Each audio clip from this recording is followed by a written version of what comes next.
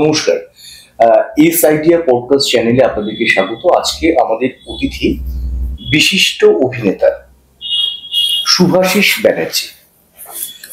নমস্কার দাদা। নমস্কার। নমস্কার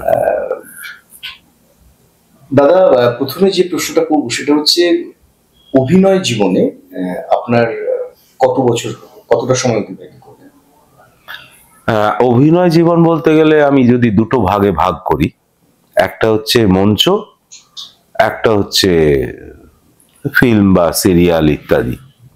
মঞ্চ অভিনয় করছি বহু বছর। ধরো, প্রথম মঞ্চে আমি অভিনয় করতে নেমেছি মানে বিশ্বরূপা থিয়েটার ইত্যাদি, মানে সেই সমস্ত জায়গায় অভিনয় করতে নেমেছি। তখন সালটা হচ্ছে 75 সাল। তখন পেশাদারি থিয়েটার চলছে?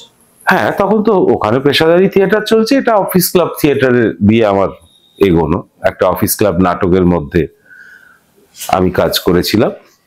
শাহজাহান নাটক, সিপারের অভিনয় করেছিলাম এবং সেই মঞ্চে আমি প্রথম বাইরের জগতে, স্কুল বা ইত্যাদিতে তো আছেই, পাওয়ার জায়গা আছে, কিন্তু বাইরের জগতে আমি প্রথম একটা মেডেল পাই ওই মঞ্চে। সেইখান থেকে আমার থিয়েটারের জার্নি শুরু এবং চলছে, অনওয়ার্ডস এখনো চলছে। এবং তখন থিয়েটার করবেন ঠিক করলেন, মানে যেহেতু ভালো লাগা তৈরি হলো, এবং তারপর পড়াশোনা কি থিয়েটার নিয়ে করার চেষ্টা করলেন? হ্যাঁ, এই থিয়েটার করব যখন ঠিক করলাম, বা থিয়েটার ছাড়া আমি যখন আর চলতে পারছি না, মানে যে কোনো ভাবেই হোক বেরিয়ে পড়ছি, থিয়েটার করছি, বিভিন্ন জায়গায় গিয়ে থিয়েটারটা করছি, অভিনয় করছি। এই করতে করতে স্কুলেও তখন একটা, আমার রামকৃষ্ণ মিশনে পড়তাম, ফলে সেখানেও একটা থিয়েটারের আঙিনা তৈরি হতো। কারণ প্রতি বছর শ্রী শ্রী ঠাকুর বা শ্রীমা এবং বিবেকানন্দকে যুক্ত করে একটা অনুষ্ঠান হতো, জন্মদিন উপলক্ষে, জানুয়ারি মাসেই হতো। তো সেইখানে হতো কি, আমাদের ওই 3 দিন ধরে 5 দিন ধরে অনুষ্ঠান হতো। তার মধ্যে 2টো দিন একটা সিনিয়রদের, একটা জুনিয়রদের নাটক হতো, একদিন করে। তো আমি যখন জুনিয়র ছিলাম তখনও নাটক করেছি। সেইটা যখন আমি এগিয়ে আসলাম তখন সিনিয়রদের হয়েও নাটক, মানে সিনিয়র হয়ে যাওয়ার ফলেও নাটক করেছি। এই করতে করতে যখন আমরা বেরোলাম, যে টিমটা আমরা নাটক করতাম ওখানে, সেই টিমটা নিয়ে একটা নাটকের দল খুলে ফেলেছিলাম। করে আমরা মোটামুটি বছরে 2-3টে নাটক করতাম। তখন বয়েজন লাইব্রেরি হলটা সব থেকে কম পয়সায় পাওয়া যেত, ওই 150 টাকায় পাওয়া যেত। তো সেই জন্য বয়েজন লাইব্রেরি হলটা ভাড়া করে নিতাম, করে কাজ করতাম। এইটা যখন বাড়ির লোক দেখতে পেলো আর কি, মানে এইটাকে কিচ্ছু আর করা যাবে না, অন্য কিছু করা যাবে না, এইটাই করবে, তখন বাবা নিজেই উদ্যোগী হয়ে, তার মাঝখানে অনেক কিছু পড়েছি, হয়তো পড়াশোনাটা করেছি, সবকিছু করেছি, সেগুলো একটু পাশে সরিয়ে দিয়েই রাখি। তো এই রবীন্দ্রভারতীতে আমাকে ঢুকিয়ে দিল যে তোমাকে যদি করতে হয় তাহলে ভালোভাবে শিখতে হবে, ভালোভাবে পড়তে হবে, এখানে যে সমস্ত মাস্টারমশাই আছে তাদের কাছ থেকে শেখো, শিখে তারপরে থিয়েটারটা করো, কি করো সেটা দেখো। ব্যাস, ওই আরেকটা একটা, মানে ওই নদী নালা পুকুরে ছিলাম, এবার সমুদ্রে এসে পড়লাম, চললো পাশাপাশি সবকিছুই থিয়েটার। আর দাদা কোন রামকৃষ্ণ মিশনে? বড়নগর রামকৃষ্ণ মিশন। মানে বড় হওয়া কলকাতাতে? হ্যাঁ, আমার আদি বাড়ি তো বড়নগরে। আচ্ছা, আমার আদি বাড়ি বড়নগরেই সমস্ত কিছু, জন্মকর্ম সবকিছুই। তখন তো মানে সংস্কৃতির প্রাণ কেন্দ্র বলতে গেলে বড়নগর, মানে উত্তর কলকাতা। হ্যাঁ, এখনো অনেক দল আছে, অনেক কাজ হয় ওখানে। মানে আমি এই টালিগঞ্জে এসছি, সেগুলো তো একটা অন্য জগতের কাজের জন্য, সুবিধের জন্য হতে পারে, সবকিছু হতে পারে। হয়তো এখানে থিয়েটার হয়, কিন্তু এখনো পর্যন্ত সেই থিয়েটার মনস্ক ছেলেপুলে কমে যাচ্ছে, কারণ ওই এখন তো রঙিন স্বপ্নটা বেড়ে গেছে। তো দাদা, আপনি থিয়েটার থেকে কিভাবে টেলিভিশন বা সিনেমাতে? হ্যাঁ, এইটা একটা গল্প হচ্ছে, গল্প কিছুই নয়, ওই কাজটা যখন ইউনিভার্সিটিতে খুব ভালোভাবে করছি, মাস্টারমশাইদের নেক নজরে পড়ে যাওয়ার মতন একটা জায়গায় হয়েছে, তখন বিভূতি মুখোপাধ্যায় বিখ্যাত একটা মানুষ, মানে সেই মানুষটা একটা ছবির নাম বললে তো সবাই হ্যাঁ হ্যাঁ হ্যাঁ হ্যাঁ করে উঠবে, সেটা হচ্ছে অপুবধূ সুন্দরী, যার লেখা, এবং তাকে প্রথম সিনে দেখাও যায় একটা ভুলভাল বাংলায় বলছেন। তো ওই বিভূতি মুখোপাধ্যায় একটা থিয়েটার জগতে বা সংস্কৃত নাটক ইত্যাদি নিয়ে অনেক বড় রিসার্চ ওয়ার্ক আছে তার। তো বিভূতিবাবু তখন ওই সিরিয়ালের স্ক্রিপ্ট গুলো লেখা শুরু করেছেন। আরেক বিভূতিবাবু তখন আমাকে নিয়ে গেলেন, বিমল রায় একটা সিরিয়াল করছেন, ফিল্মের ডিরেক্টর, অত বড় ডিরেক্টর। তো এই বিমল রায়ের কাছে নিয়ে গেলেন, বিভূতিবাবুর লেখা নৃসিংহ রহস্য বলে একটি সিরিয়াল হবে। তো বিমলদা দেখে পছন্দও করলেন, বিভূতিবাবুর একটা আলাদা সে তো থাকবেই, এটা তো বটেই। তো সেখানে দাঁড়িয়ে একটা বড় চরিত্রেই পাঠ পেলাম, যেটা নৃসিংহ রহস্যের যে রহস্য উদ্ঘাটন করে যে ডিটেকটিভ অফিসারটা, এবং বিভিন্ন জায়গায় বিভিন্ন সেজে সেজে বিভিন্ন ক্যারেক্টার করে ওইটা একটা আমার মানে বলা যায় ঢুকে পড়লাম।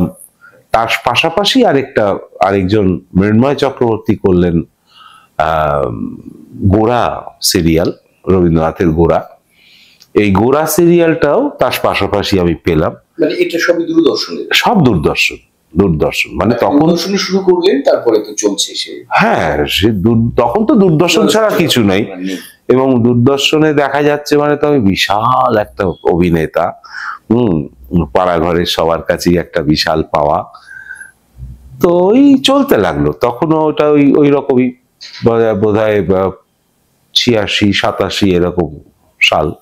ওই সময়টা মানে আপনার সমসাময়িক যারা এখনো কাজ করছেন কি কি, মানে আপনার সময় যদি আমি ধরি, অনেকেই তখন তো সিরিয়াল শুরু হচ্ছে না, মানে শঙ্কর দা, হ্যাঁ হ্যাঁ হ্যাঁ সবাই, বা আরো দু একজন নাম একটু বলেন। ওই সময় মোটামুটি কাজ শুরু করবে, এখনো করছে। এইবার ওই সময় যদি ধরি, সময়ের অনুপাতে তো ধরো অনেকেই আছে, যে কারণ আমার থেকে বড় হলেও সেটা প্রথম কাজ করেছে, আমার থেকে ছোট হলেও সে মানে বা সমবয়সী হলেও সে প্রথম কাজ করছে। মানে তখন তো যেহেতু সিরিয়ালটার শুরুর যুগ, মানে আমি ধরো সেই নৃসিংহ রহস্য সিরিয়ালে পাঠ করছি আমার সঙ্গে, বা আমি তাদের সঙ্গে পাঠ করেছি, সেটা বিপ্লব চ্যাটার্জি, তারপরে উৎপল দত্ত, এদেরকেও আমি পেয়েছি।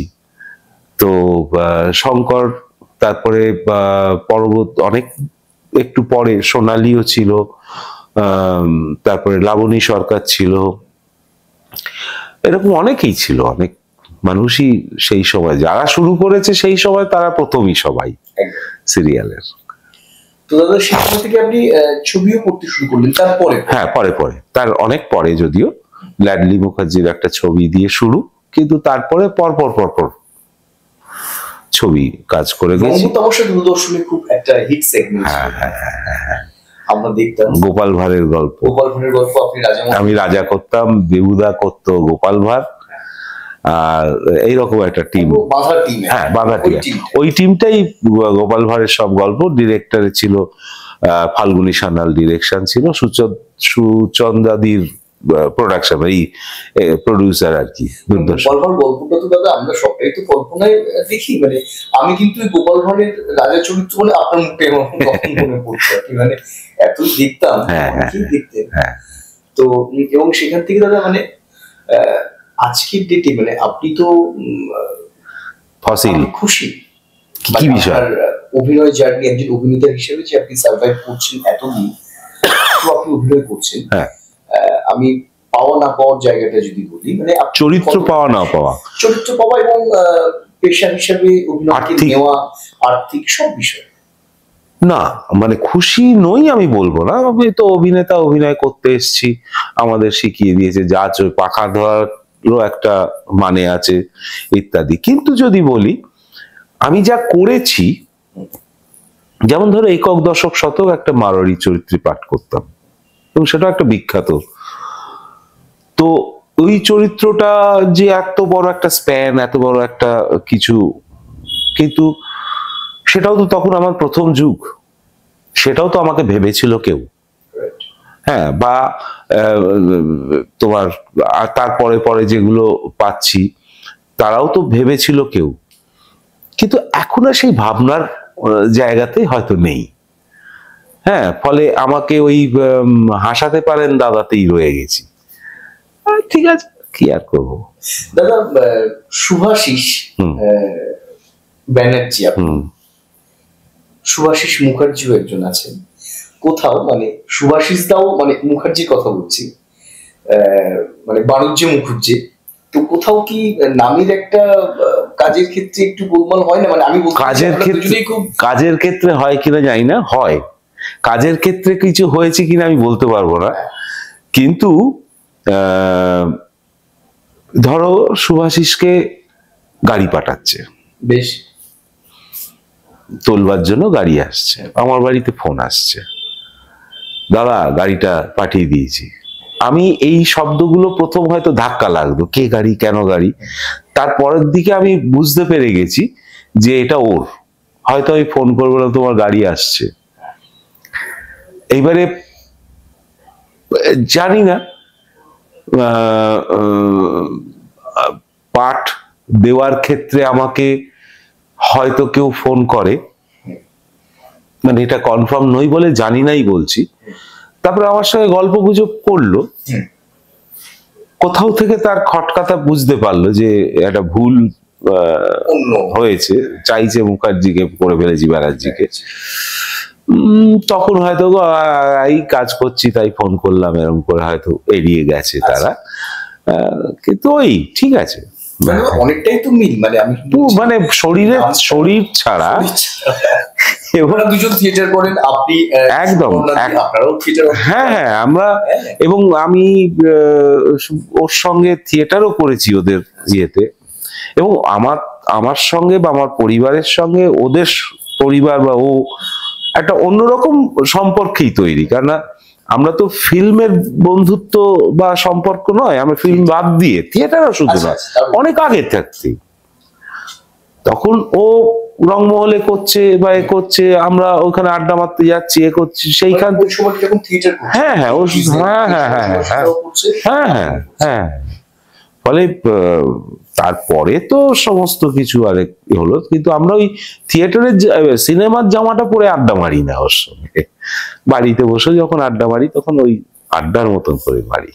দাদা, যদি আমি মানে খুব আমাদের বাংলা অভিনেতার মানে যদি একটা ক্রোনোলজিক্যালি যদি একটা দেখি, যারা একটু কমেডি বেসড অ্যাক্টিং যারা সফল হয়েছে, যাদেরকে ব্যবহার করা হয়েছে, মানে একেবারে তুলসী চক্রবর্তী থেকে আমি যদি ধরে আসি, জহর রায়, রবি ঘোষ, মানব বন্দ্যোপাধ্যায়,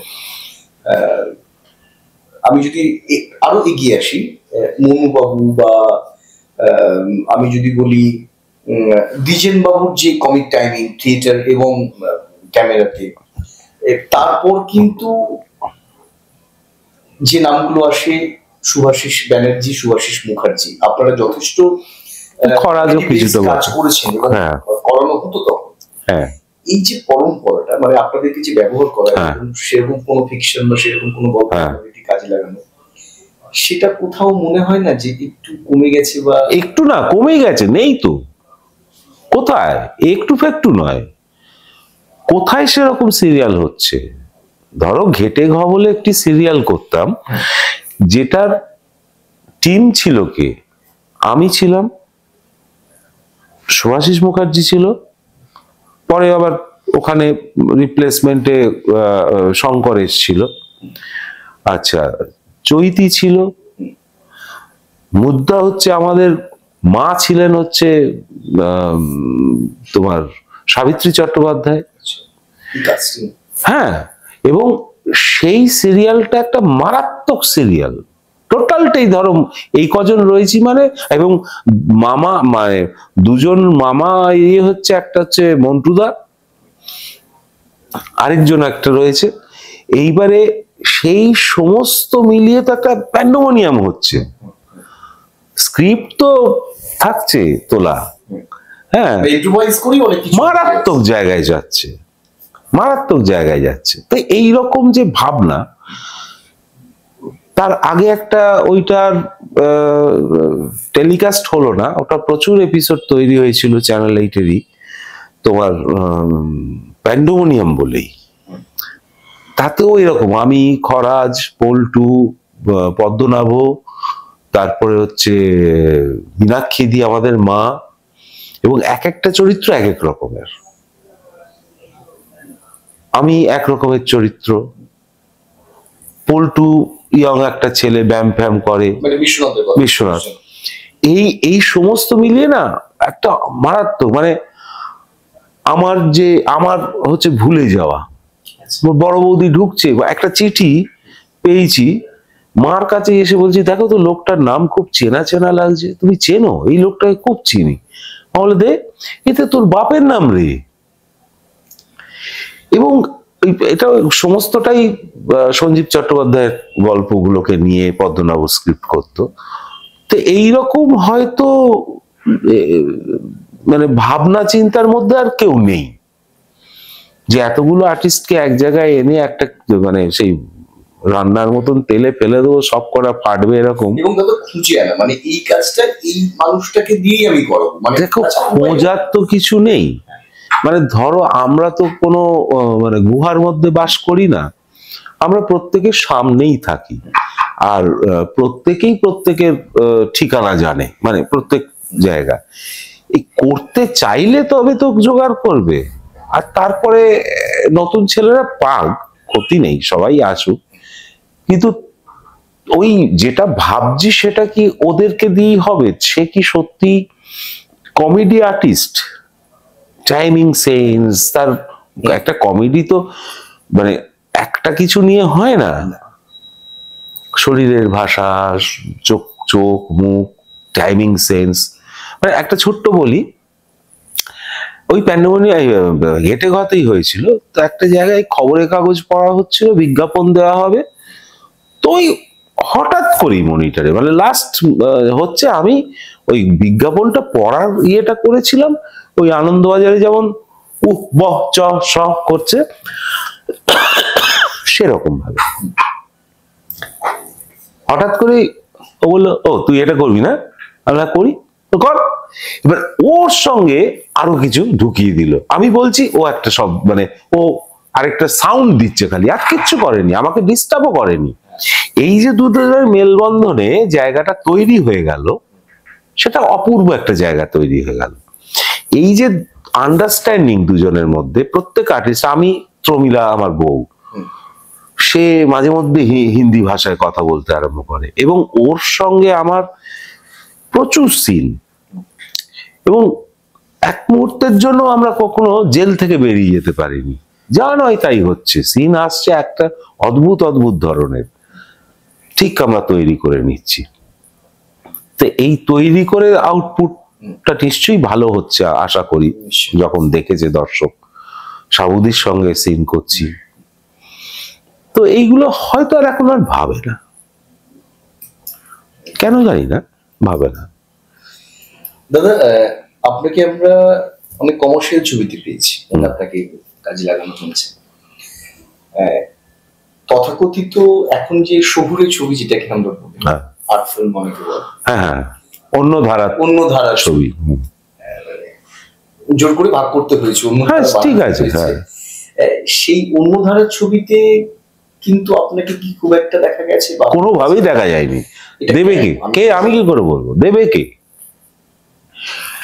আমাকে তো পাঠটা দেবে একজন, বা অন্য ধারার ছবিতে একে নেওয়া যায়, বা এইরকম একটা চরিত্রে একে নেওয়া যায়, সেই রিসার্চটা তো আমি করব না, তো তারা করছেন না।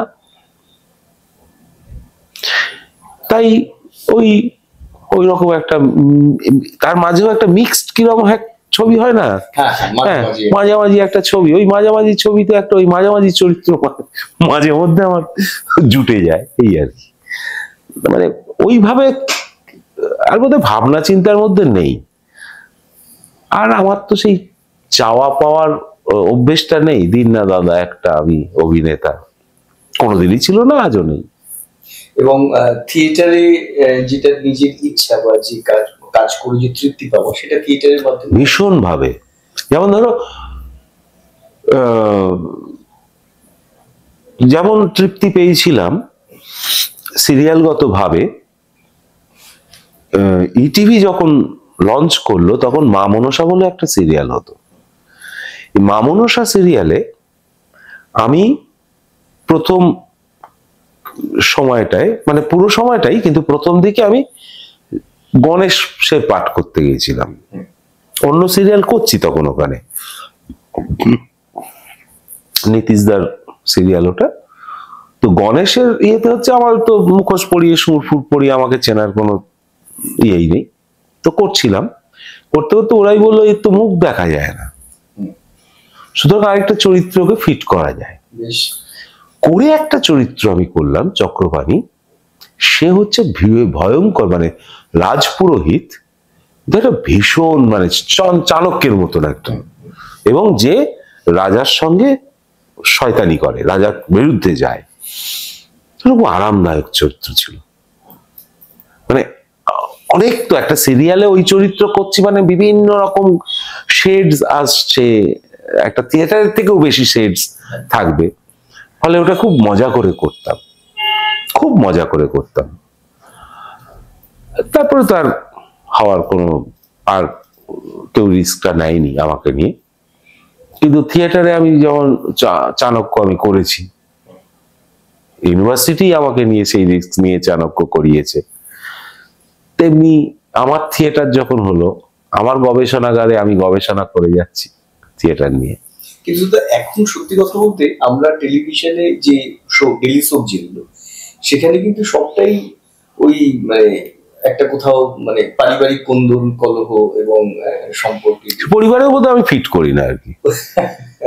কিন্তু তার বাইরে গিয়ে কোথাও কমেডি, মানে কমেডি বেসড কোনো শো, যেটা আগে মাঝে মধ্যে আপনারা অনেক কাজ করেছেন এবং খুব পপুলার ছিল শোগুলো, এখন কিন্তু এই শোগুলো না না, সেগুলোর জন্য তো আর্টিস্ট অনেক আছে, আপনারা না প্রচুর। আমি আর্টিস্টের তো মানে অন্তত বাংলা এই জগতে অভিনেতার সংখ্যা প্রচুর, কিন্তু মানে আমি বলছি না যে, আমি কোনো ব্যঙ্গ করে বলছি না, সত্যি অভিনেতার সংখ্যা প্রচুর, কিন্তু সেই অভিনেতাকে চান্স দেওয়ার এত চ্যানেল হওয়া সত্ত্বেও সেই অভিনেতারা ডাক পায় না বা চান্স পায় না। সেটা হতে পারে যে ওই তারাও খুব নিউক্লিয়ার হয়ে গেছে এবং তাদের নিলেই ওরা খুব আরাম বোধ করে হয়তো, এবং এইসব অভিনেতা মানে তো তারা কোনো না কোনো ভাবে থিয়েটারের সঙ্গে যুক্ত থাকে। মানে আমাদের ইয়েতে একটা খুব ভালো কোশ্চেন আছে, পাঠ চাইতে গেলে প্রথম জিজ্ঞেস করবে তুমি থিয়েটার করেছো? সে যদি বলে হ্যাঁ করেছি। থিয়েটার করো? হ্যাঁ করি। কোথায় করো? একটা গ্রুপের নাম বললো, সে এখানের হোক তার গ্রামের হোক, যে কোনো হোক। বাহ, খুব ভালো, পাঠ পেল সে। তারপরে যখন বললো আমার তো অমুক দিন শো আছে, এই থিয়েটার করলে আবার এইসব করা যাবে না, ফলে কি করবে আর? তখন ছেলেটা একটা দুনঙ্ক হয়ে পড়লো। আমার দলেও তাই আছে, মানে ইচ্ছে থাকলেও সে পাচ্ছে না, কারণ সে অর্থের যোগান তো থিয়েটারটা দিতে পারে না, ফলে সেই কারণে পাচ্ছে না ও। ফলে এই একটা মানে ক্রাইসিস যেমন তার মধ্যেও চলছে, যে আমি তো এইটা করব, তাহলেও দুটো পয়সা পাবো, থিয়েটারটা থেকে অতটা আসবে না। সেই ছেলে মেয়েগুলো একটা ক্রাইসিসে ভুগছে। আবার যদি বা এমনি ভাবেও তারা পাঠটা পেল, তারপরেও সে টিকিয়ে রাখার জন্য একটা ক্রাইসিসে ভুগছে। পাঠ পাওয়ার দিক থেকে তোমার মানে অনেক রকম ইকুয়েশন বোধহয় এখন চলে, যেগুলো আমি অতটা বুঝি না। তো সেই ইকুয়েশন চললে আমি তার মধ্যে নেই, তাই আমি বাতিলের দলে, ব্রাত্য। যারা খুব ক্রাইসিসে পড়ে কিংবা অত্যন্ত অত্যন্ত পরিচিত, মানে যে আমার কাছে বা হুকুম করতে পারে, এরকম কিছু ছেলেপুলে আছে যারা প্রোগ্রামিং করে বা করে, ডিরেক্ট বলে খেয়ে পড়ে বাঁচতে হবে না, চলো এটা করো, এরকম ভাবে মানে ভাইয়ের মতন, বন্ধুর মতন তারা হয়তো ওই জোরজার করে তখন নিয়ে গিয়ে কাজ করায়, তেমন করি। আপনার কি মনে হয় দাদা, আমি একটা প্রশ্ন মানে করার ধৃষ্টতা দেখাচ্ছি, হ্যাঁ, সেটা হচ্ছে রবি ঘোষ কিংবা জহর রায় যদি জীবিত থাকতেন আজকে, আজকে ছবিতে ওনাদের কাজ থাকতো? আমি খুব প্রশ্নটা খুব মানে না,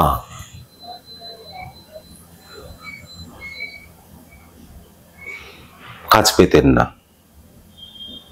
এত স্বাধীন, এত সাবলীল। হ্যাঁ, প্রথম তো উনি গিয়ে ঘাবড়ে যেতেন, সেটে ঢুকে ঘাবড়ে মাবড়ে যেতেন। তাকে এরকম স্ক্রিপ্ট ফিপ দেওয়া হলে সে, তারা তো ফিল্ম করা লোক, থিয়েটার ফিল্ম। মানে আমি জহর রায় মানে আমার সৌভাগ্য হয়েছিল তার কাছে যাওয়ার, তার হ্যাঁ, কারণ ওই যে বললাম যে আমাদের একটা আমাদের ঘরানার মধ্যেই বা আমার বাবা এই সবের জন্যই, বাবার জন্যই মানে জীবন বোসের নাম সবাই হয়তো শুনেছে। জীবন জেঠু হচ্ছে জেঠুর মতন আমার। আচ্ছা, হ্যাঁ, এবারে সেই সূত্র ধরে জহর রায়, সেই সূত্র ধরে পঙ্কজ মল্লিক, সেই সূত্র ধরে জহর গাঙ্গুলি, এই সবের মানে আমি জীবনে যত বেশি থিয়েটার দেখেছি তত কম সিনেমা দেখেছি। কারণ আমাদের বাড়িতে থিয়েটার দেখার চল ছিল, ওই নয় জেঠু এসে দিল যখন প্রথম ইয়ে হবে, নয় জহর রায় পাঠিয়ে দিল বাড়িতে, লোক পাঠিয়ে টিকিট ওই কার্ড পাঠিয়ে দিত, এরকম একটা সময়ের মধ্যে দিয়ে গেছি। ফলে ওই আর কি, যে তাদের তো দেখেছি তারা কিভাবে নিজেদেরকে তৈরি করেছেন। আমি রংমহলে গেছি, রংমহলের প্রতিটা আমি নাটক দেখেছি সেই সময়। সেইখানে দাঁড়িয়ে এখন বোধহয় মেনে নিতে পারতো না। মানে দাদা মানে আপনার চোখেই, আপনি তো শুরু করেছেন অনেক আগে, অনেকগুলো মানে দশক চলে গেছে আর কি, তো এখনো আপনি কাজ করছেন, তো চেঞ্জটা মূলত কোন কোন জায়গায়? মানে অনেক জায়গায় চেঞ্জ আমি বুঝতে পারছি, কিন্তু চোখে পড়ার মতো চেঞ্জ কোনগুলো? যখন আপনি 70s বা 80s কাজ করেছেন, আর আজকে যখন আপনি 2025 কাজ করছেন, তো সেই পরিবর্তনগুলো যেগুলো বিশেষ করে চোখে পড়ে আর কি, সেগুলো? একটা তো স্বভাবতই চেঞ্জ, স্পিডের জন্য স্পিড। যেমন ধরো সিরিয়াল যখন প্রথম শুরু করেছিলাম তখন 3 দিনে একটা এপিসোড নামতো। হ্যাঁ, এখন তো বোধহয় 3 মিনিটে একটা এপিসোড নামাতে পারলে ভালো হয়। তো সেই জন্য যে স্পিডটার দরকার, তখন ধর কর চল চল এরকম একটা আরম্ভ হয়েছে। সেখানে দাঁড়িয়ে আমার মনে হচ্ছে যে ভালো আর্টিস্ট নিলে হয়তো ধর কর চল চলের মধ্যে ভালো আউটপুট পাওয়া যায়। সে একটা বড় চেঞ্জ। এবং তখনকার দিনে যখন শুরু করেছিলাম তখন যেহেতু মানে প্রত্যেকেই প্রায় ছবির জগৎ থেকে এসে সিরিয়ালটা করছে, মানে ডিরেক্টরসরা, ফলে তাদের একটা ওই ছবির মতো করে ভেবে কাজ করার আরামটা আমরা ভোগ করে এসেছি। যেটাই করছেন তিনি সেই সময়টা নিচ্ছেন, সেই ইয়েটা করে সেই আরামটা ভোগ করে এসেছি। ফলে সেইখান থেকে এখন যদি আসি, এখন তো একদম পাল্টে গেছে।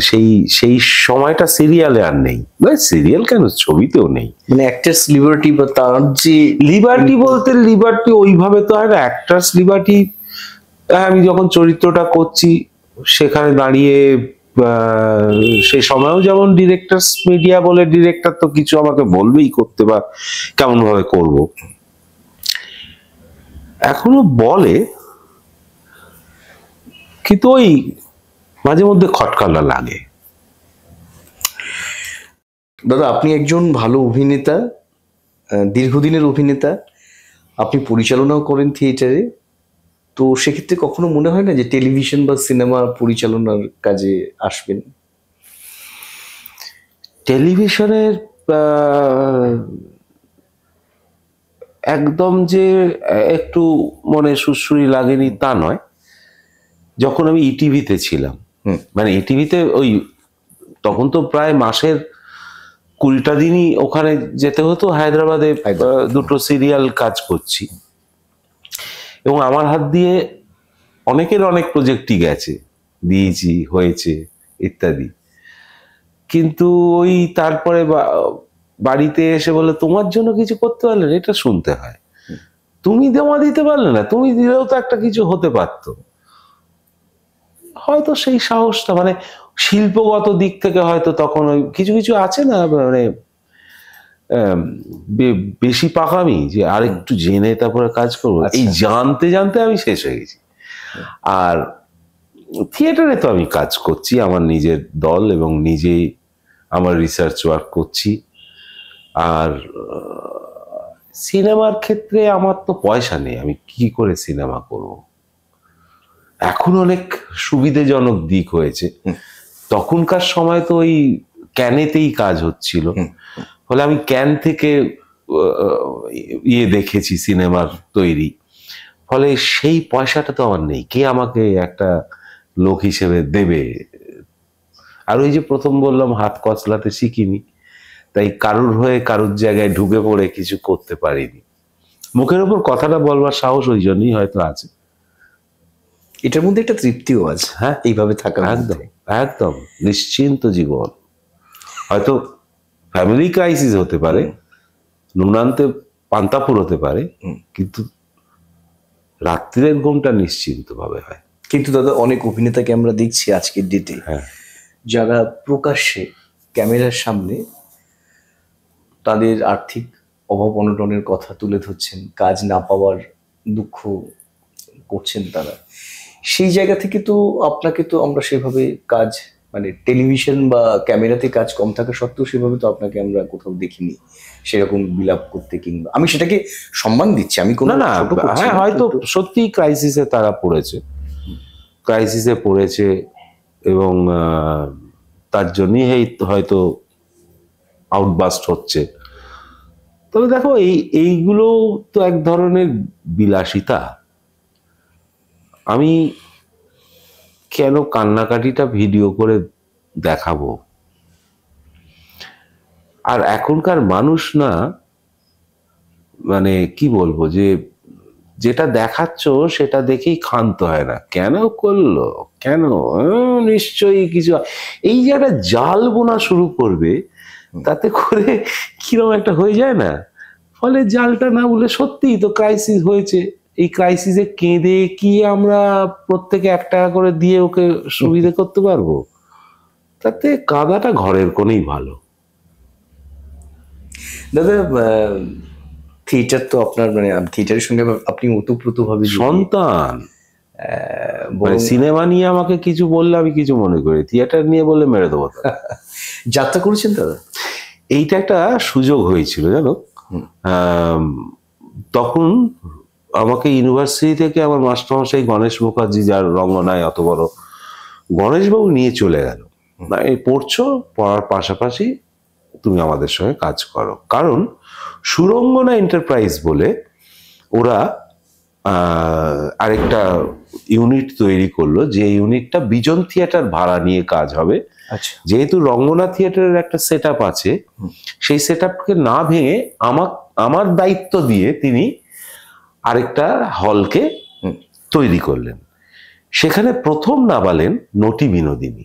আচ্ছা, নটি বিনোদিনী তো বীণা দাশগুপ্ত, এবং বীণা দাশগুপ্তর সঙ্গে অনিতেশ দা, বীণা দাশগুপ্ত, বিমলেন্দু দা, উজ্জ্বল সেনগুপ্ত, মানে যিশুর বাবা উজ্জ্বল সেনগুপ্ত, এরকম বিশাল একটা টিম, যারা যাত্রা প্রহরী নাম দিয়ে, মানে প্রহরী নামের যে ইউনিটটা ছিল, মানে যাত্রার নাম্বার 1 মিলে একটা অ্যাসোসিয়েশন ছিল, সব যাত্রার অভিনেতাদের একটা অ্যাসোসিয়েশন, হ্যাঁ, যেমন আর্টিস্ট ফোরাম, যাত্রার ফোরাম ছিল। ওই ফোরামে তোমার সেই আর্টিস্টরা ছিল, তাদেরকে গণেশবাবু নিয়ে এলেন।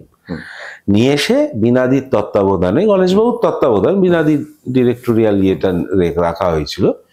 সেইখানে নটি বিনোদিনী নাবালেন। এবং আমি যেহেতু যাত্রার তখন তো কিছুই নয়, কিন্তু আমি যেহেতু হলের টোটাল দায়িত্বটা রয়েছে এবং এই বিনাদিকে অ্যাসিস্ট করা ইত্যাদি সমস্ত কিছু করছিলাম, এবং বই খুললো যখন ওই পুরোটাই আমার হাতে ছিল। গণেশবাবু একবার এসে খালি দেখে যেতেন, এই মাত্র। এইবারে হলো কি, সেই ইয়েটা গুরমুখ রায় করতেন তপন গাঙ্গুলি, তপন দা রাইটার, এখন তো অভিনেতা তপন দা। হ্যাঁ, তপন দা করতো। আর তপন দা, উজ্জ্বল দা, তপন দার সঙ্গে সেই গোড়াতে আমার পরিচয়, গোড়া সিরিয়ালেতে আমার পরিচয়। আচ্ছা, হ্যাঁ। তো তপন দা বললো, তুই অভিনেতা, তুই আমাদের এই জুতো বইবি, ওই করবি, কার কার কি হয়ে গেছে সেই লিস্ট করবি, এই করবি। আমি কি করবো, তোমরা সব ভেটারেন আর্টিস্ট, যাত্রার, এরকম ভাবে বলতাম। বলে, পাঠ মুখস্থ করেছিস? আমি তো বইটাই মুখস্থ। ঠিক আছে, এইবার নাটকটা বাইরে বেরোবে। ওই তখন ডায়মন্ড হারবারে একটা মেলা হতো, এখনো হয়তো হয়, মেলা হতো। সেই মেলাটা টোটালটাই জুয়োর মেলা। আচ্ছা। পুরো মেলার প্রত্যেকটা গুমটিতে জুয়ো খেলা হতো। এই জুয়োর টাকা উঠে এই যাত্রা তারা ভাড়া করত। বিনাদিনী নাম, তুই যাত্রা লক্ষ্মী বীণা দাশগুপ্ত, সুতরাং আর ভাড়া হবে না, তো হতে পারে না। আমরা যাবার একটা ইয়ে হলো, তখন তপনদা বললো যে আমি যেতে পারবো না, ওই পড়ে গিয়ে কোমরে লেগেছে ইত্যাদি। গুরমুখ রায়ের ক্যারেক্টারটা করছেন। এইবারে সেইটা তখন বিনাদি আথান্তরে পড়লো, তো গণেশবাবু বললো, তো সুভাষিস আছে, তোমার কি চিন্তা। এই বেরোলাম যাত্রার টপমোস্ট লোকেদের সঙ্গে যাত্রা করতে। এই ওই ইয়েটাই আরো দুটো তিনটে জায়গায় শো হয়েছিল যাত্রার প্যান্ডেলে। মানে দাদা, যেটা নট্য কোম্পানির যেটা নটি বিনোদিনী, সেটা আলাদা প্রোডাকশন, মানে অরুণ দাশগুপ্ত যেটা ডিরেক্টর, বীণা দাশগুপ্ত, ওই স্ক্রিপ্টটাই বলা যেতে পারে।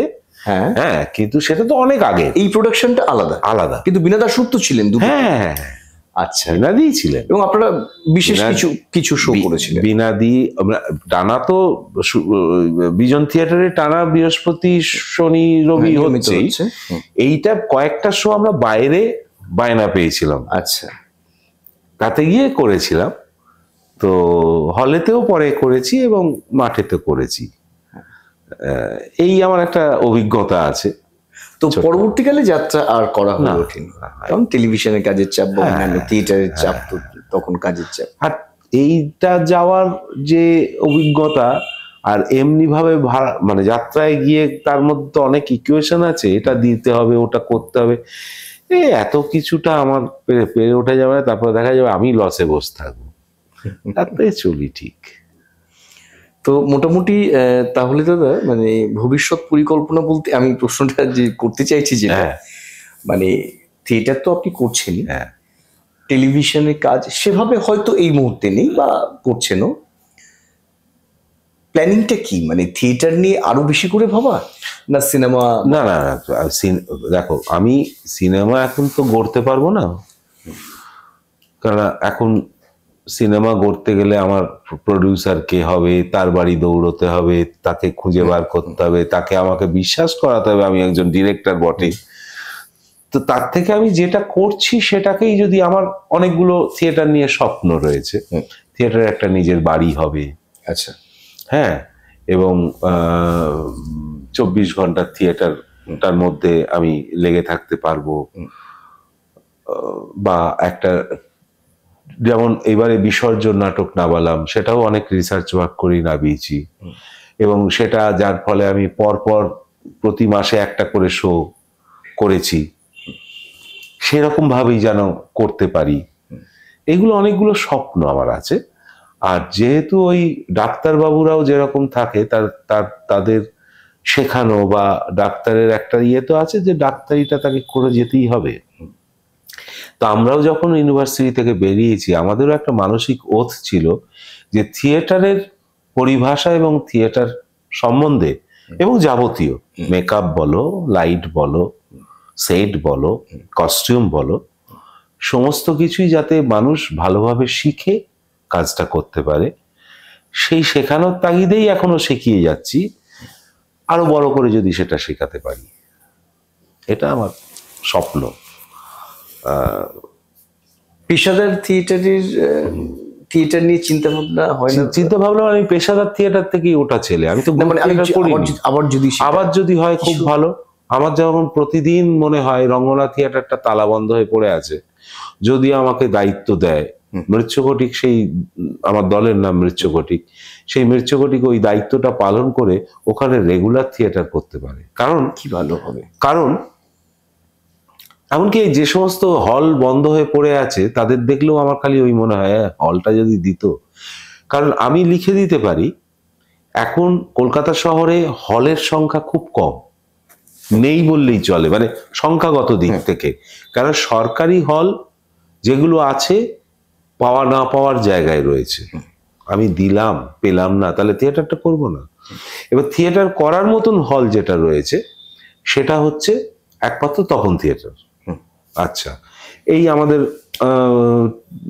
যেমন এখানে আছে নিরঞ্জন সদন, কিন্তু তপন থিয়েটারের নিরঞ্জন সদনের রেট এক, ইনফ্রাস্ট্রাকচারগত ভাবে তপন থিয়েটার এগিয়ে, কারণ এসি হল, এসি সমস্ত কিছু, আবার হাউস বা মেকআপ রুম হিসেবে অনেক বড় বড় এদের রয়েছে, কিন্তু এদের যেহেতু ওইগুলো নেই, ফলে ওইটার ওপরই চাপ পড়ছে সব থেকে বেশি।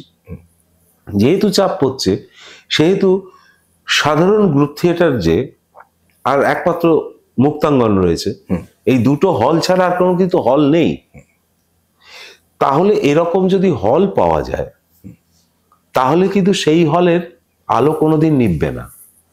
কেন, অনেক দল আছে যে দলগুলো কাজ করবার জন্য হল খুঁজে বেড়ায়, পায় না, করতে পারে না, বা দেরি দেরি করে করতে হয়। ধরো আমি এইবারে যে কটা ডেট পেয়েছিলাম হয়েছে, এইবার দেখো আমার আর কোনো ডেট নেই, পাইনি।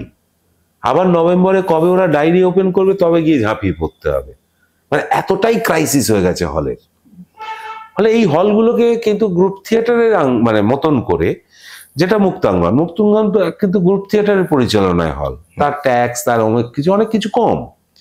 সেরম ধরনের ভাবে যদি হল হয়, তাহলে কিন্তু হলটার লাইট নিববে না, এটুকুনি বলতে পারি। আর প্রচুর দল আছে যারা একদিন করে ভাড়া নিয়ে কাজ করতে পারবে, পেলে হবে। তার মানে ভবিষ্যতে পেশাদার থিয়েটার শুরু হতে পারে, মানে পারে মানে কি, মানে দেখো পেশাদার থিয়েটার